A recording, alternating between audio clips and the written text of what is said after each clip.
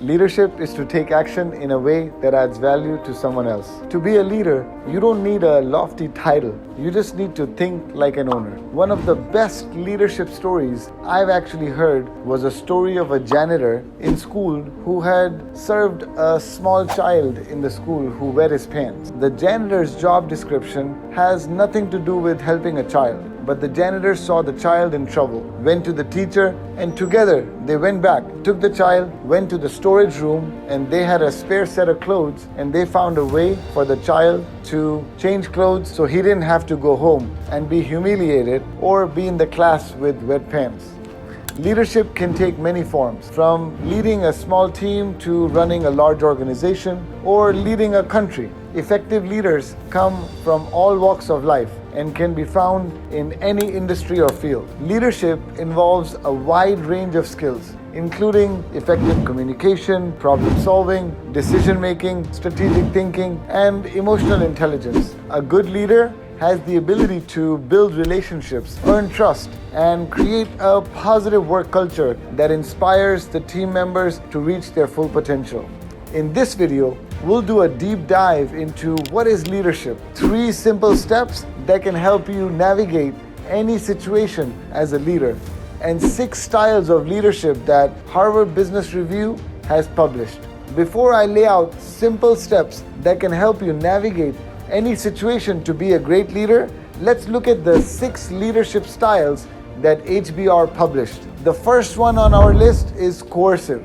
This style involves top-down control and micromanagement, where leaders make decisions and demand immediate compliance from their subordinates. This style can be effective in crisis, but it can also be demotivating and it can disengage the team. The number 2 on our list is authoritative. An authoritative leader sets a clear vision and provides a sense of purpose for their team, but he also empowers the subordinates to make decisions and take ownership of their work. This style can be effective in times of change, but it requires strong communication skills and willingness to listen to the feedback. The next one we have is affiliative. An affiliative leader prioritizes their team's well-being and fosters a positive work environment, emphasizing on teamwork and collaboration. This style can build trust and loyalty, and it can also lead to accountability and poor performance. Democratic. A democratic leader encourages participation and input from their team, building a sense of ownership and commitment. This style can lead to better decision-making and creativity, but it can also be time-consuming and ineffective in a fast-paced or high-stress environment. Number 5, pace-setting. A pace-setting leader sets high standards and expects the team to meet them, modeling the behavior they want to see. This style can be effective in high-performing teams with clear goals, but it can lead to burnout and resentment among the team members. Last but not least, we have coaching. A coaching leader focuses on developing the team members' skills and potential, providing feedback and support, and helping them improve overall. This style can lead to high engagement and satisfaction, but it can also be time-consuming and less effective in a fast-paced or crisis situation. Did you figure out what kind of a leader are you? Before you answer that question, remember that you may need to be adaptable and be able to switch between these styles as the situation requires, rather than just relying on a single approach.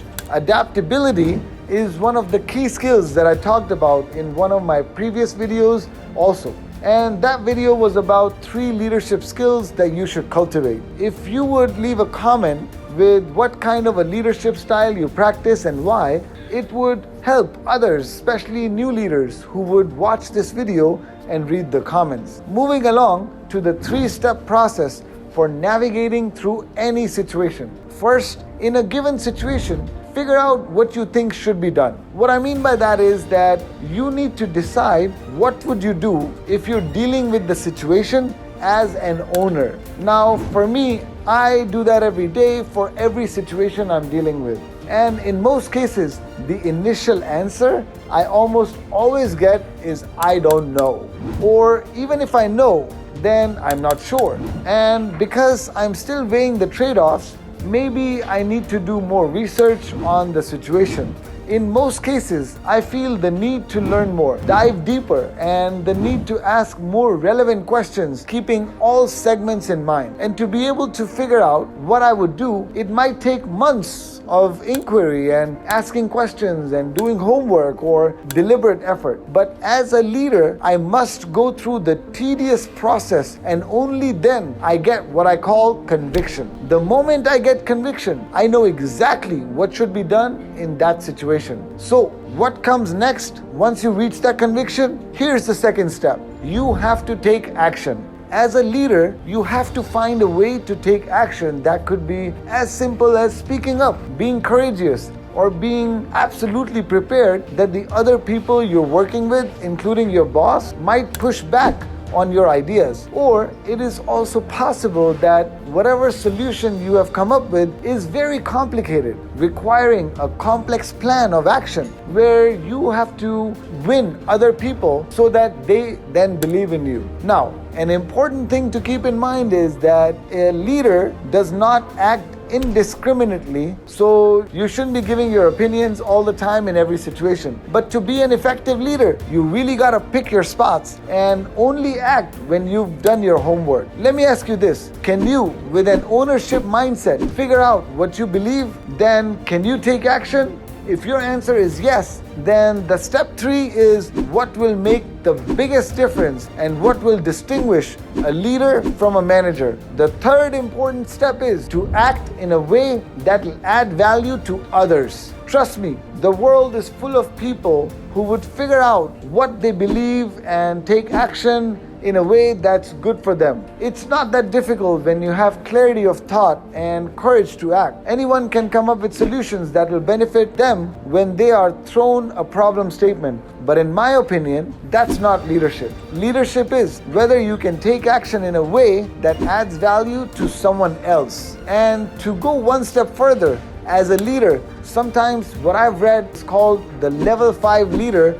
You need to build a network of people that are focused on adding value to someone else. A key trait of a good leader is to be able to influence others around you, and the best way to do that is have your agenda include the benefit of the network that you would use as a multiplier. For more leadership content, subscribe to our channel and hit that like button. It would really mean the world to my team who has worked really hard on bringing this content to you. Until next time, goodbye.